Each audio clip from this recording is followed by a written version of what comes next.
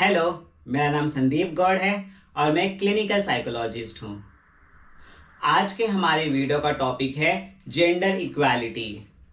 ये आज भी इंडिया के लिए बहुत ही ज़्यादा सेंसिटिव टॉपिक है, पर मैं इस टॉपिक पे इसलिए बात करना चाहता हूँ कि क्योंकि इससे रिलेटेड एजुकेशन या इससे रिलेटेड नॉलेज भी स्प्रेड करना बहुत ही ज़्यादा इम्पोर्टेंट है नाउअडेज।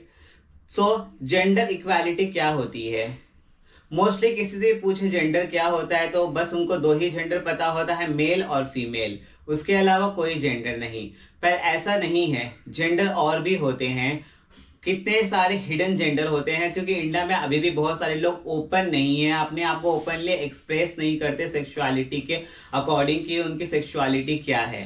पर मोस्टली इस टॉपिक पे मैं आप बात करने वाला हूँ कि जेंडर इक्वालिटी सबसे इंपॉर्टेंट क्यों है। क्योंकि हर किसी को अपनी जिंदगी जीने का पूरा हक है, अपने राइट्स को पाने का पूरा हक है, अपने काबिलियत तक पहुंचने का। उसमें अगर जो कुछ काबिलियत है, कुछ बनने की, कुछ करने की, कुछ आगे बढ़ने की, उसको हर एक चीज को पाने का पूरा हक है, क्योंकि जिंदगी उसकी है, रास्ता उसने चुना है, हार्डवर्क उसने किया है। तो जेंडर इक्वालिटी सबसे इंपॉर्टेंट इसलिए होती है क्योंकि आज भी कितने लोग एक दूसरे को पॉइंट आउट करते हैं, टारगेट करते हैं कि ये ऐसा है या ये ऐसी है, इसके चाल चलन ठीक नहीं है, मुझे इसमें कुछ गड़बड़ लगती है, ये ऐसे ड्रेसअप क्यों करता है, या ये ऐसे लड़कों के जैसे कपड़े क्यों पहनती है, ऐसा। पर ऐसा कुछ नहीं है। हर इंसान, जो भी इंसान है, सबके अंदर फीलिंग सेम होती है। उसको भी दर्द होता है, उसको भी इमोशनल, उसमें भी इमोशंस होते हैं। मेंटली वो भी वीक हो सकता है या हो सकती है करके, कि ये सब सोचते हैं कि सब औरत ही वीक होगी, आदमी वीक होगा, ऐसा नहीं है। हर एक जेंडर के अंदर दिल होता है, उसके अंदर एक सोचने समझने की काबिलियत होती है, इसलिए उसमें सारे इमोशंस भी होते हैं। तो जेंडर इक्वालिटी सबसे इंपॉर्टेंट इसलिए है क्योंकि हर किसी को इक्वल रहने का हक है। तो देन पहले होता है हेट्रोसेक्सुअल। हेट्रोसेक्सुअल क्या होता है?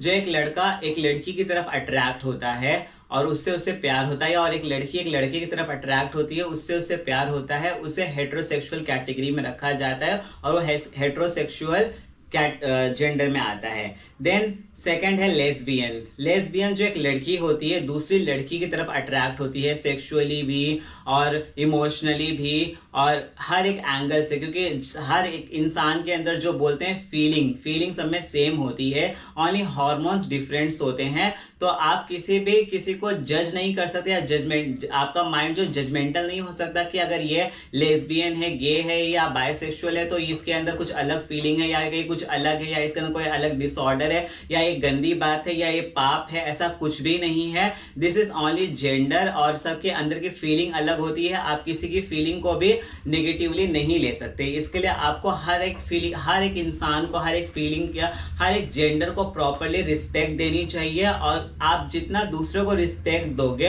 आप जितना दूसरों की बातों को सुनोगे, समझोगे, उतना आपको खुद उससे ज्यादा रिस्पेक्ट मिलेगा। इसके लिए सबसे पहले आप रिस्पेक्ट देना सीखिए हर एक जेंडर को, हर एक इंसान को, और हर एक जैसे भी जो जीना चाहता है उसको खुल के जीने दीजिए।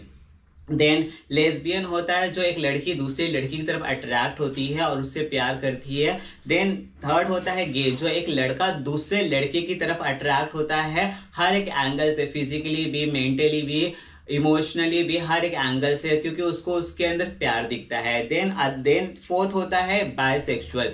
बायसेक्सुअल क्या होता है? जैसे कि एक लड़का है, उसको एक लड़की की तरफ भी फीलिंग जाती है और एक लड़के की तरफ भी फीलिंग जाती है, और सेम अगर एक लड़की है तो उसको एक लड़की की तरफ भी फीलिंग जाती है और एक लड़के की तरफ भी फीलिंग जाती है। वो दोनों से इक्वली अट्रैक्ट हो सकता है, दोनों के या तो दोनों से एक साथ भी अट्रैक्ट हो सकता है, या दोनों से सेपरेटली भी अट्रैक्ट हो सकता है, लाइक दैट।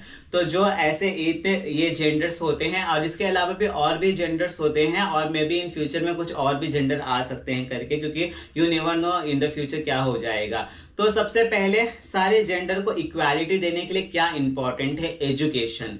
क्योंकि हमारी जितनी अच्छी एजुकेशन होगी और हम जितने भी पॉजिटिविटी स्प्रेड करेंगे, एक दूसरे में नॉलेज शेयर करेंगे, एक दूसरे को बताएंगे, सिखाएंगे, समझाएंगे और एक दूसरे से कम्युनिकेट करेंगे, उतना ज्यादा हम जेंडर को इक्वालिटी दे सकते हैं, हर किसी को इक्वल रिस्पेक्ट दे सकते हैं, हर किसी को इक्वल राइट दे सकते हैं, और हर किसी को इक्वली एक नजर से देख सकते हैं।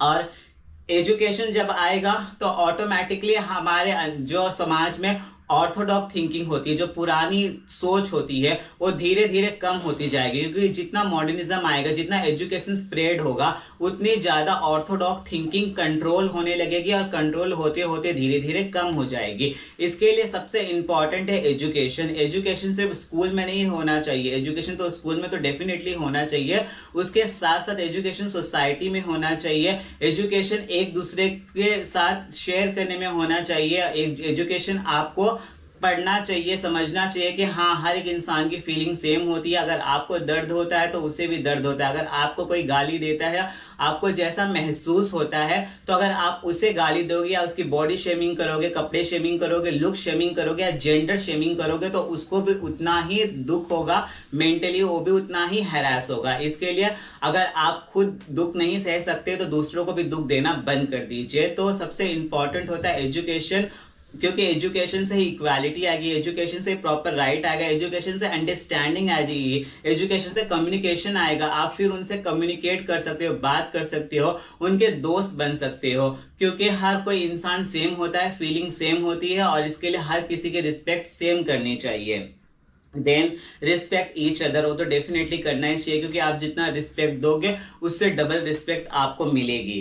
देन शेयर फीलिंग्स और नॉलेज, आपके अंदर जो भी फीलिंग्स है, नॉलेज है, जेंडर से रिलेटेड किसी भी, अगर आपको सपोज किसी जेंडर के बारे में कुछ पता नहीं है तो आप उससे पूछ भी सकते हो कि आप में क्या है, आपकी फीलिंग कैसी है, मतलब आप जो अपने लाइफस्टाइल को कैसे मेंटेन कर सकते हो, क्योंकि जो कम्युनिकेशन होता है सबसे इंपॉर्टेंट ब्रिज होता है एक दूसरे से कनेक्ट करने के लिए। तो आप जितना कम्युनिकेट करोगे आप उतना ज्यादा अपने आप को सेल्फ एजुकेटेड करते भी जाओगे और दूसरों से कनेक्ट होते जाओगे।